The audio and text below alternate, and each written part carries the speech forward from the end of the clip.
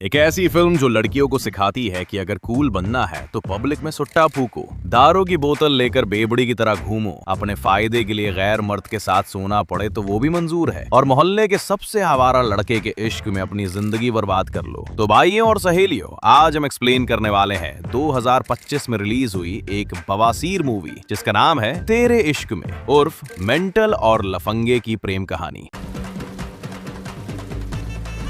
तो कहानी की शुरुआत होती है लद्दाख की वादियों से, जहां एक इंडियन एयरफोर्स का पायलट जिसका नाम शंकर है वो पेट्रोलिंग ड्यूटी पर होता है। तभी अचानक वो अपनी विमान को तेजी से ऊपर की ओर मोड़ता है और काफी हाई ऑल्टीट्यूड पर लेकर चला जाता है। कंट्रोल रूम उसे फौरन बेस पर लौट जाने का ऑर्डर देती है, लेकिन वो उनके ऑर्डर को नहीं मानता। तभी शंकर की नजर एक चाइनीज विमान पर पड़ती है, जहां से चाइनीज आर्मी ढेर सारा वेपन्स नीचे इंडिया की सरजमीन पर गिराने की कोशिश कर रहे थे। शंकर उन चाइनीज फौजियों को वार्न करता है कि फौरन भारतीय सीमा से दूर हट जाओ, नहीं तो तुम्हारे मोमोज में बारूद भर दूंगा। ये धमकी सुनते ही चाइनीज विमान दुम दबाकर भाग जाती है, लेकिन चीफ कमांडर शंकर को शाबाशी देने के बजाय उसे कुछ दिनों के लिए सस्पेंड कर देता है, क्योंकि शंकर ने कमांड ठुकराकर प्रोटोकॉल का उल्लंघन किया था। चीफ कमांडर शंकर से कहता है कि जब तक तुम्हारी काउंसलिंग नहीं होती तब तक तुम ड्यूटी ज्वाइन नहीं कर सकते। अब शंकर की काउंसलिंग करने के लिए काउंसलर ऑफिसर को बुलाया जाता है, जिसका नाम होता है मुक्ति। मुक्ति जैसे ही फाइल में शंकर की तस्वीर देखती है वो शॉक रह जाती है, क्योंकि मुक्ति शंकर को काफी सालों से ढूंढ रही थी। मुक्ति लद्दाख के एयरबेस पर पहुंचती है और शंकर से मिलने की कोशिश करती है, लेकिन शंकर जैसे ही देखता है कि मुक्ति प्रेग्नेंट है वैसे ही उसे उल्टी आ जाती है। सर, मुझे उल्टी आ रही है। दोस्तों, आप सोच रहे होंगे कि शंकर और मुक्ति के बीच आखिर क्या रिश्ता है। ये जानने के लिए हमें जाना होगा 700 साल पहले। शंकर एक कॉलेज में स्टूडेंट यूनियन का प्रेसिडेंट हुआ करता था, और पूरे कॉलेज में इसका खौफ चलता था, क्योंकि शंकर की पूरी फौज गुंडों से भरी पड़ी थी, और ये खुद भी एक नंबर का मवाली था। दोस्तों, एक दिन शंकर अपने आवारा दोस्तों के साथ एक लड़के को पीटने के लिए उसके पीछे भाग रहा होता है, क्योंकि इस लड़के ने शंकर के खिलाफ कॉलेज इलेक्शन में खड़े होने की जुर्रत की थी। वहीं एक हॉल में मुक्ति अपना प्रपोजल स्पीच दे रही थी। दरअसल मुक्ति ने एक बुक लिखा था कि कैसे किसी वायलेंट इंसान को भी प्यार से गांधीवादी बनाया जा सकता है। सामने सर्टिफिकेशन ऑफिसर्स बैठे हुए थे जो डिसाइड करेंगे कि मुक्ति का बुक सेल में जाने लायक है या नहीं। लेकिन तभी वहां वो लड़का भागकर आ जाता है जिसे शंकर दौड़ा दौड़ा कर पीट रहा था। तभी उसके पीछे पीछे शंकर भी आ जाता है। दोस्तों, यहाँ हम देखते हैं कि मुक्ति ऑफिसर्स को इम्प्रेस करने के लिए सीधा शंकर के पास जाती है और उसे कूल डाउन करने की कोशिश करती है। हमारे शंकर भाई जैसे ही मुक्ति को देखते हैं उन्हें पहली नजर में ही प्यार हो जाता है, और मुक्ति भी शंकर के जाहिलियत से थोड़ा इम्प्रेस हो जाती है।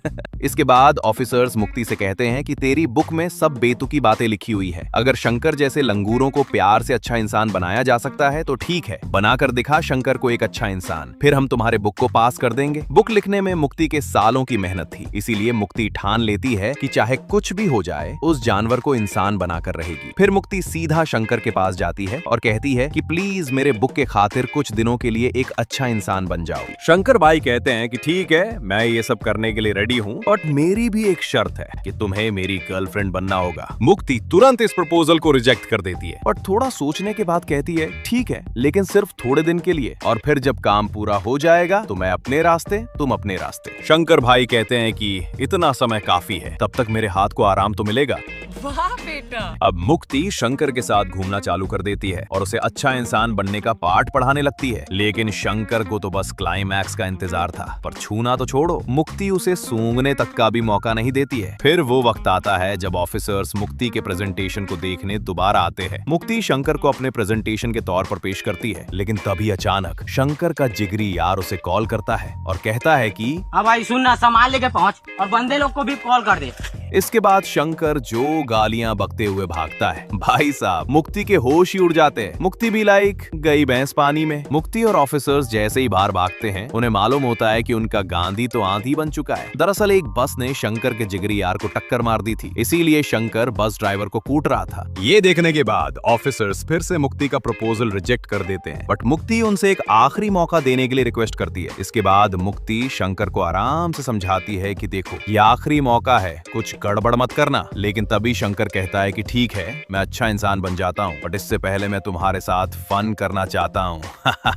ये सुनते ही मुक्ति उसे एक होटल रूम पर ले जाती है और अपने कपड़े उतार कर कहती है, कर लो जितना फन करना है। और तभी शंकर को अचानक से बहुत बुरा लगता है और वो होटल से जाने लगता है। वैसे शंकर भाई, आपको ये मौका छोड़ना नहीं चाहिए था। मुक्ति उसे रोकती है और पूछती है कि अब क्या हुआ, तुम यही तो करना चाहते थे। बट शंकर को हो चुका था मुक्ति से सच्चा वाला प्यार, इसीलिए वो मुक्ति के मजबूरी का फायदा नहीं उठाना चाहता था। शंकर के इस ईमानदारी से मुक्ति भी हो जाती है काफी इंप्रेस। इसके बाद फाइनली शंकर एक अच्छा इंसान बन जाता है और कॉलेज में जाकर पब्लिकली उस बंदे से माफी मांगता है जिसे उसने बेल्ट ट्रीटमेंट दी थी। वैसे शंकर भाई, मैं कहता हूँ एक आग बेल्ट ट्रीटमेंट इस बावली गैंड को भी लगाओ। आपको दिख नहीं रहा कि कैसे अपने फायदे के लिए वो आपके फीलिंग्स के साथ खेल रही है? मुझे वो चाहिए।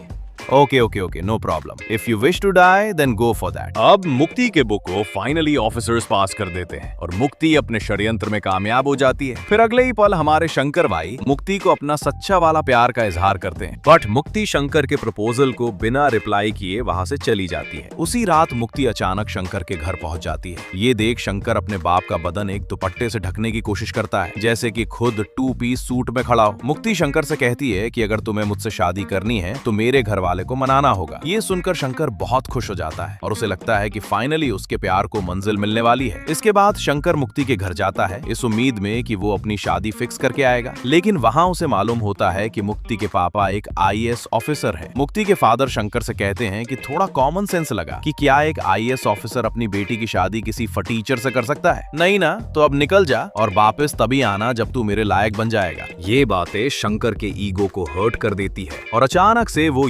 UPSC की तैयारी करने का मन बना लेता है ताकि वो भी IAS ऑफिसर बनकर मुक्ति का हाथ उसके फादर से मान सके। बट यहाँ गौर करने वाली बात तो ये थी कि जब मुक्ति के फादर शंकर की बेइज्जती कर रहे थे तब मुक्ति चुपचाप तमाशा देख रही थी। आप देखते रहना, मुक्ति इसका गंदा वाला काट कर जाएगी। इसके बाद शंकर मुक्ति को वचन देता है कि वो अपना फेस उसे तभी दिखाएगा जब वो उसके सामने IAS ऑफिसर बनकर वापस आएगा। तब तक नो कॉल्स नो मैसेज। अब हमारे शंकर भाई UPSC के फुल प्रेपरेशन में लग जाते हैं क्योंकि शंकर भाई को किसी भी कीमत पर मुक्ति से शादी करनी थी। फर्स्ट ईयर बीत जाते हैं, सेकंड ईयर भी चला जाता है और फाइनली 3 साल की पलंग तोड़ मेहनत के बाद शंकर भाई UPSC का पहला अटेम्प्ट देते हैं। लेकिन शंकर भाई, थोड़ा मालूम तो करो कि आपकी मैना है भी या फिर उड़ गई। इसके बाद हमारे शंकर भाई UPSC क्लियर कर लेते हैं और सीधा मुक्ति के घर की ओर भागते हैं। बट जिसका मुझे बहुत देर से डर था वही होता है। शंकर को वहां पहुंचकर मालूम पड़ता है कि मुक्ति की सगाई एक आर्मी ऑफिसर से हो चुकी है और बहुत जल्द उनकी शादी होने वाली है।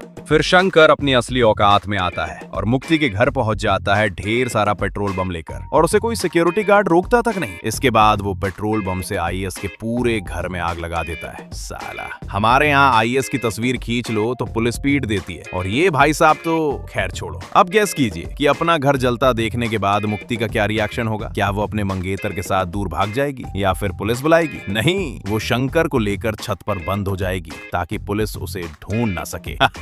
इसके बाद फाइनली मुक्ति शंकर को सच्चाई बताती है कि उसे कभी शंकर से प्यार था ही नहीं और मुक्ति के डैड का शंकर से IAS बनने की शर्त रखना ये प्लान भी मुक्ति का ही था, क्योंकि वो जानती थी कि कुछ भी हो जाए ये लंगूर UPSC क्लियर नहीं कर सकता। मुक्ति तो बस बहाना ढूंढ रही थी किसी तरह उसके प्रपोजल को रिजेक्ट करने के लिए। लेकिन एक सवाल तो सबके दिमाग में आ रहा होगा कि मुक्ति ने पहले ही शंकर को सच क्यों नहीं बता दिया कि वो उससे प्यार नहीं करती? क्यों उसे चने की झाड़ पर चढ़ाकर रखा? हमारे शंकर भाई भी यही सवाल पूछते हैं। मुक्ति कहती है कि मैंने साफ साफ इसीलिए नहीं बताया क्योंकि तुम इस सदमे को शायद बर्दाश्त नहीं कर पाते और वायलेंट होकर कुछ भी कर सकते थे। और शंकर को IAS ऑफिसर बनाने का क्रेडिट भी मुक्ति अपने नाम कर लेती है। इसके बाद शंकर भाई अपने असली मवाली के कैरेक्टर में आते हैं और मुक्ति से कहते हैं कि मेरा मन कर रहा है कि तुम्हारा गला दबाकर मार दूं, या चलो हम दोनों छत से कूद जाते हैं, या फिर तुम मुझे गोली मार दो। लेकिन शंकर भाई, मुक्ति आपके साथ छत से क्यों कूदेगी? कूदना है तो अकेले कूदो ना। पता नहीं फिल्म का राइटर हमारे यूथ को कैसा मैसेज देना चाहता है कि अगर लड़की तुम्हारे प्यार को ठुकरा दे तो तुम उसका गला भी घोट सकते हो। मैं तो शंकर भाई को देव मानुस समझने लगा था,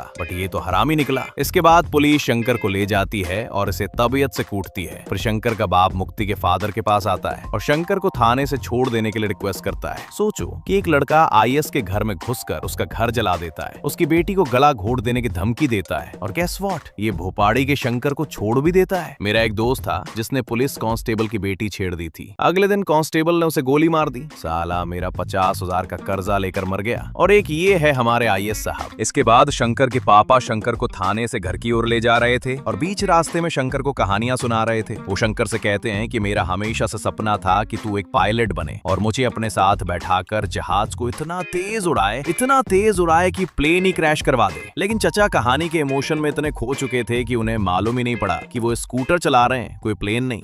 और तेज और तेज और तेज और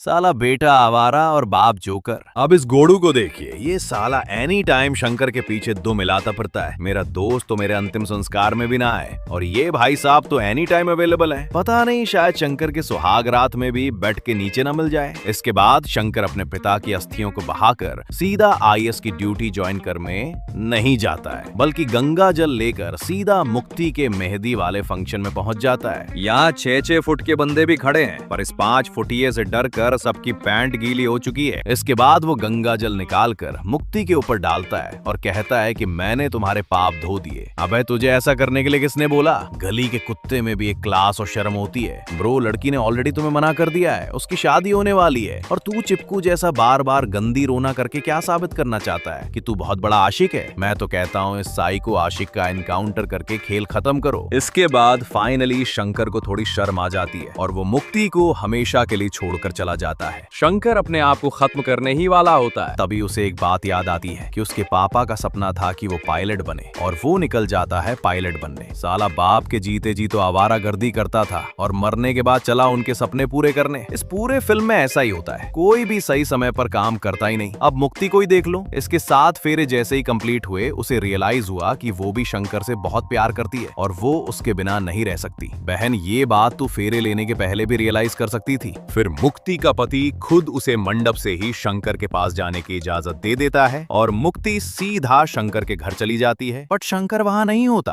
क्योंकि वो तो पायलट बनने गया है। क्यों शंकर भाई, आपके पास कोई जिन्न का चिराग है कि जिसे घिस कर कभी यूपीएससी क्लियर कर देते हो तो कभी पायलट बन जाते हो? साला 7 साल की तैयारी में मैं यहाँ रेलवे का टॉयलेट क्लीनर नहीं बन पाया और ये भाई साहब तो खैर छोड़ो। अब मुक्ति बिना सुहागरात मनाए वहीं शंकर के आने का इंतजार करने लगती है। एक हाथ में शराब की बोतल और दूसरी तरफ राह देखती निगाहें। इसे कहते हैं जेंडर इक्वालिटी। एक जमाना था जब लड़के इंतजार में शराबी बन जाते थे और आज मुक्ति कह रही है why should boys have all the fun. अब मुक्ति शंकर के इंतजार में बन जाती है लेडी कबीर सिंह। गली, नुक्कड़, बस, टैक्सी, हर जगह मुक्ति शराब की बोतल लेकर चलती थी। एक दफा तो मैं कोल्ड ड्रिंक लेकर अपने घर जा रहा था, पुलिस ने दारू समझकर मुझे पीट दिया, लेकिन इस बेवड़ी को रोकने वाला कोई नहीं है। कई साल ऐसे ही बीत जाते हैं। मुक्ति एक काउंसलिंग ऑफिसर बन चुकी है, लेकिन ज्यादा नशा करने से उसका लिवर पूरी तरह से डैमेज हो जाता है। उसके मुंह से खून आता है, नाक से भी, और जब वो हाथ पीछे करती है तो उसके हाथों में भी खून भर जाता है। यहाँ तक कि इसके बाथरूम का कमोड भी व्हाइट से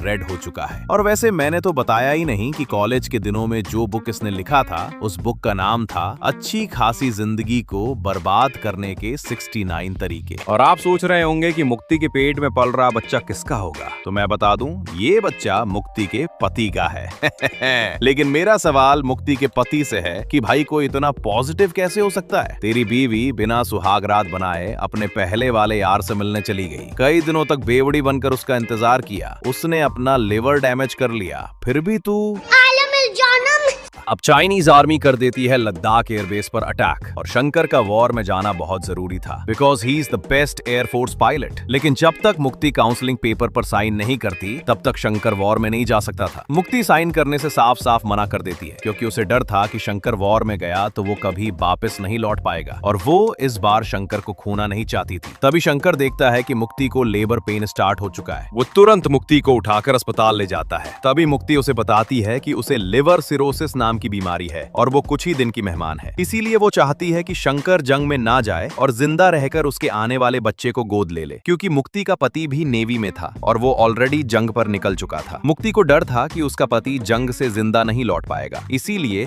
अब उसे अपने आने वाले बच्चे की चिंता सता रही थी कि कौन मेरे बच्चे का ख्याल रखेगा। बहन, प्रेगनेंसी के बावजूद तूने पूरा का पूरा नीट गटक लिया और अब तुझे अचानक बच्चे की चिंता सता रही है। भाइयों और मेरी सहेलियों, अब जरा सोचो, कोई लड़की पहले तुम्हारे तुम्हारे फीलिंग्स के साथ खिलवाड़ करती है, फिर 3 साल इंतजार करवा के तुम्हारा पोपट बनाकर चली जाती है, और जब इतने टॉर्चर झेलने के बाद फाइनली तुम जिंदगी में आगे बढ़ने की कोशिश करते हो, तब ये तुम्हें अपना बच्चा गोद में लेने को कहती है, जो तुम्हारा है ही नहीं। मुझे तो लगा था कि मेरी गर्लफ्रेंड से मतलबी और मेंटल तो इस दुनिया में हो ही नहीं सकती, लेकिन मुक्ति मैडम ने मुझे गलत साबित कर दिया। उधर देश खतरे में है और इधर इसका टैंट्रम चालू है, लेकिन शंकर किसी तरह मुक्ति से पेपर पर साइन करवा लेता है और उससे वादा करता है कि अगर वो जंग से वापस नहीं लौट पाया तो उसका पति सही सलामत लौट आएगा। इसके बाद शंकर अपने तेजस विमान से चाइनीज शिप्स की माँ बहन एक कर देता है, लेकिन अंत में उसके विमान की मिसाइल्स खत्म हो जाती है और अभी भी एक चाइनीज शिप बचा हुआ होता है, और अगर इस शिप को तबाह नहीं किया तो ये इंडियन शिप को तबाह कर देगी जिस पर मुक्ति का पति तैनात था। इसीलिए वो अपने विमान को शिप में दे मारता है और इस तरह शंकर अपनी जान गवाकर भारत को जंग में विजयी बनाता है और मुक्ति का पति सेफली मुक्ति के पास आ जाता है। इधर मुक्ति भी जोड़ लगा रही थी और एक झटके के बाद अंदर से निकला एक बच्चा।